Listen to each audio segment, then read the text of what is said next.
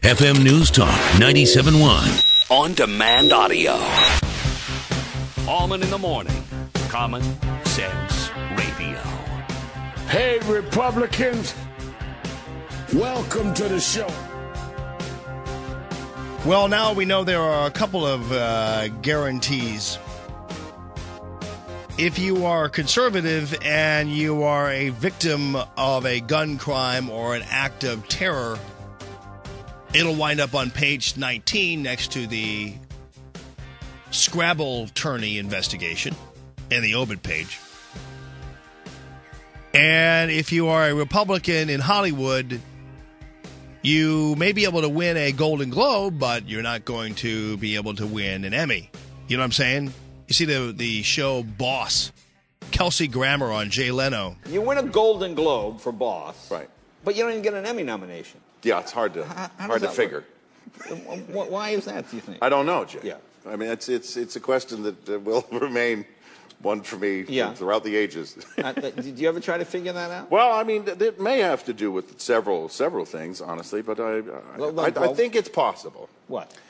I mean, I'm a declared out-of-the-closet Republican in Hollywood. A few golf claps among Leno's crowd there. This was on the same day, actually, that Kelsey Grammer's co-star, I forgot her name, was on Al Sharpton's show, being interviewed on Al, because she's now spearheading part of Hollywood's effort to reelect Barack Obama. Isn't it funny? Hey, Lee, thanks for calling the show. What's going on? Hey, what's going on, fellas? And then I was just telling you, Carl, I was listening to 97 Doc Savage last night, and I stayed up. Normally I don't stay up that late, but I listened to a lot of.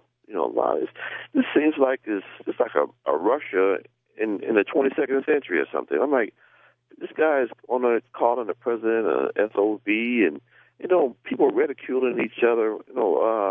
And guy, they back and forth.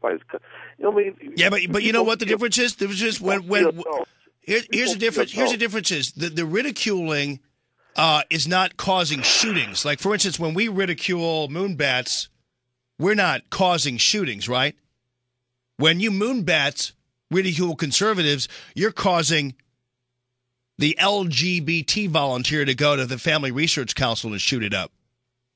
That's the big difference. You guys, whenever there's a shooting, you first of all, you shoehorn it into it being somehow linked to the Tea Party or to conservatives, and if it's not true, you make it up. That's what you do. You invent the language. You make it up.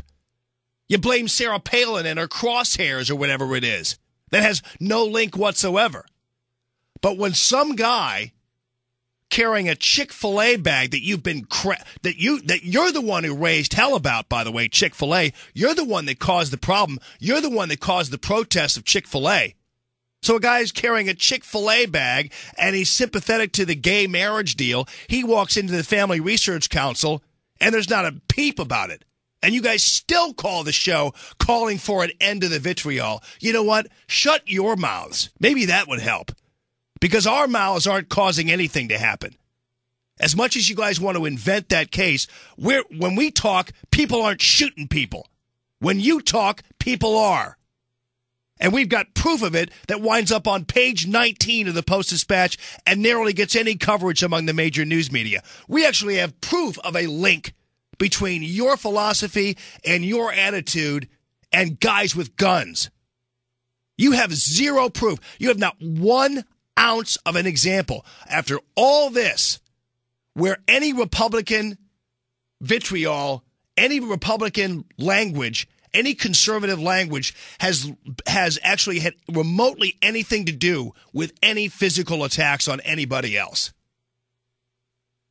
So don't call in here lecturing us about how we need to calm it all down. Yeah, when the going gets rough for you, when we've got your president on the ropes, we got Democrats getting booed at state fairs like they were in Illinois. Did you hear this? This is another story that didn't get a whole lot of coverage here. The state of Illinois, our governor, Pat Quinn. Yeah. You Democrats, you moonbats, are even making your own moonbats insanely mad. But that's not getting any coverage. You guys have your own problems. That's the problem. Stop lecturing us and trying to take our guns away. Why don't you take the gun away from the guy you're encouraging to run into the Family Research Council with your statements and your commentary about conservatives?